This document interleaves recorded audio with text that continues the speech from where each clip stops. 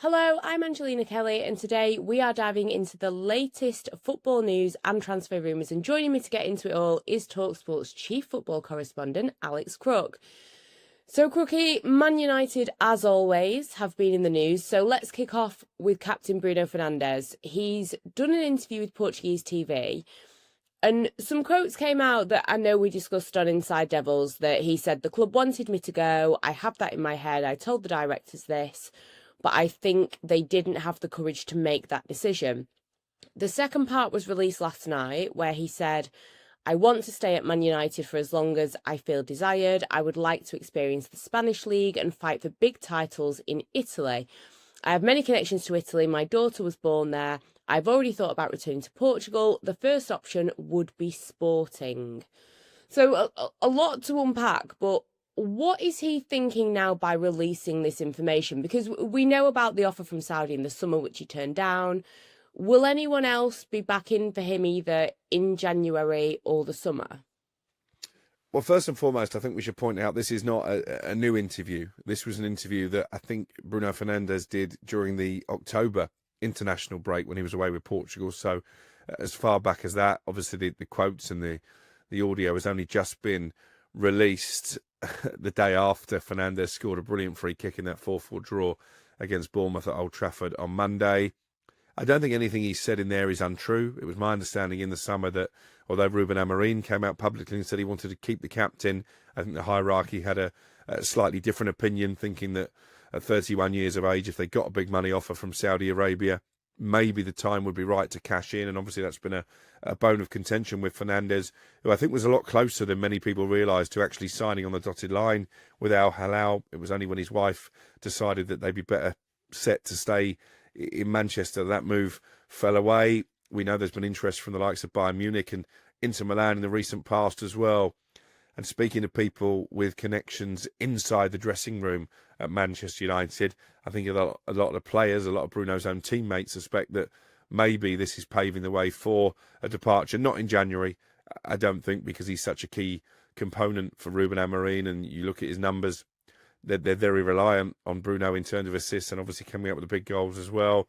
But when we get to the summer, he'll be nearer 32. I think the same conversations will be had. And if he gets the opportunity to join Bayern Munich, I don't think too many Manchester United fans can begrudge him. He's certainly been the best signing since Sir Alex Ferguson left the football club. I don't think there's any debate about that. But he hasn't really got the silverware to back it up. Yes, he's won the occasional cup, but I think he would like to win a league title. He would like to have a genuine shot at winning the Champions League. And obviously he would get those things at Bayern and probably not at Manchester United in the immediate future. Do you think he's done that on purpose by mentioning the Spanish league and Italy and Portugal, or am I reading too much into that? Listen, it could be seen as a come and get me plea. He's quite specific, isn't he? Certainly when it comes to a return to Sporting. Again, I'm not surprised by that. I think that probably that was always part of his long-term planning. But it does just put these clubs on alert and just brings a little bit of uncertainty at a time when things are going okay for United. 1 defeat in 10. Yes, they've dropped some points along the way that they will be frustrated about, but they're there or thereabouts in terms of Champions League qualification. But it's never a quiet news day, is it, at Old Trafford? Never, ever. And another situation that I know you and I have had our say on Inside Devils, Kobbie Mainoo and his brother. They've hit the headlines. The free Kobbie Mainoo shirt that Jordan, his brother, wore at Old Trafford after the 4-4 draw with Bournemouth. Ruben Amorim doesn't seem to fancy Kobbie Mainoo. We know this. That's not old news. The player needs game time. I just wanted to get your thoughts on what you think could happen here post the T-shirt. You know, will that publicity stunt his brother pulled change anyone in the United hierarchy's thinking, maybe negatively? Potentially. I mean, I did give Manchester United the chance to respond to it yesterday. They said that wasn't a matter they're really going to get involved in publicly, but I'm sure Ruben Amorim will have addressed it behind the scenes, and he's due to speak to the media on Thursday or Friday ahead of the game against Villa this weekend. And obviously it's going to be a hot topic. It will be one of the first questions, I'm sure, that he has asked. But my last understanding of the situation was that while reluctantly, I think the United hierarchy are willing to let Kobbie go out on loan in the January transfer window. They don't want to sell him permanently. I don't think this publicity stunt will change that. But it was interesting because we wondered how much Cobby knew about it, or whether it was just his half-brother going rogue. But then our own Andy Goldstein wore a free Cobby Mainoo t-shirt for his Drive Time show on Tuesday, and Cobby Mainoo actually, or his account on social media, liked the picture that Andy Goldstein put up. He's clearly unhappy. He wants out. He wanted out in the summer. He's not getting the game time. I think his England World Cup place has probably fallen by the wayside already. So I don't think this is going to be the end of the story.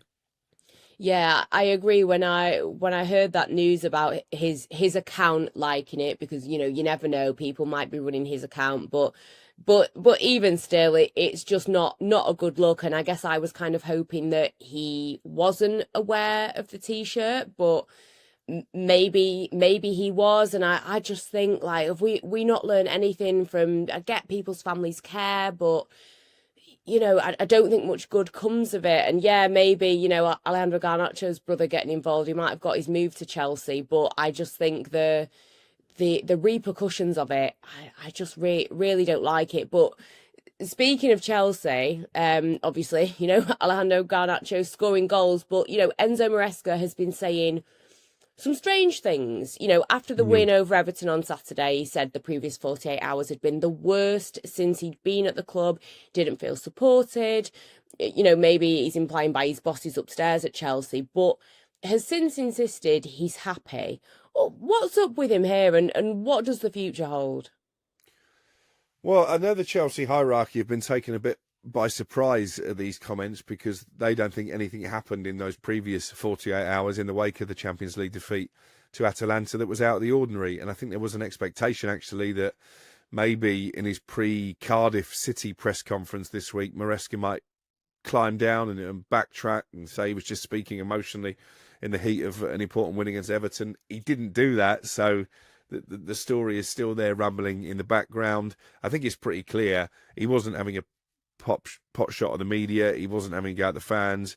He was going to war with the Chelsea hierarchy. He clearly doesn't agree with the model, the way the club is run, where so much faith is put in young players, and I think he feels that prohibits Chelsea from challenging for the biggest prizes. And I think the rotation that he's been hammered for as well is probably down to the fact the board have got so many players, so many young players, that they want to get minutes in the first team in order to increase their transfer value, and maybe he's pushing back against that as well. I don't think this ends well for Enzo Maresca, because the Chelsea hierarchy don't like criticism. They want their managers to be on board with the way they run the football club. As soon as Mauricio Pochettino pushed back against it, he was very quickly shown the door, and there is a plan to review Maresca's position at the end of the season.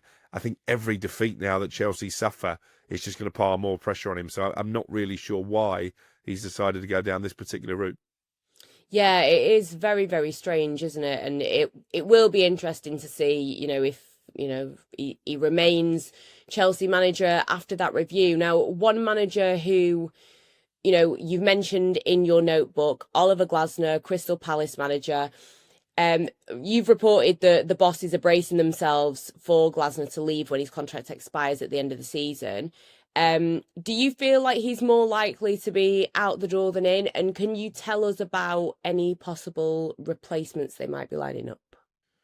Yeah, I think I wrote a while ago that Crystal Palace were concerned that Oliver Glasner wouldn't stay beyond the end of the season. I think the nearer we get to that, and no sign of him agreeing to a new contract, the more likely it is that he departs. He's been quite vocal, hasn't he, about the fact that maybe they've not done enough to support him in the transfer market. Now, that could be with an eye on January, but again, I'm not expecting Palace to be one of the biggest spenders. I think they've probably overachieved with the resources they've got to win the FA Cup last season, should qualify automatically for the round of 16 of the Conference League, and they're in and around the Champions League places as well. But if Glasner isn't backed, then I think the likelihood is that he looks for a bigger job in the summer, maybe even at Chelsea. I know he's one that they certainly have been keeping an eye on, and we know that Crystal Palace now are shopping around looking for potential replacements in case the worst happens.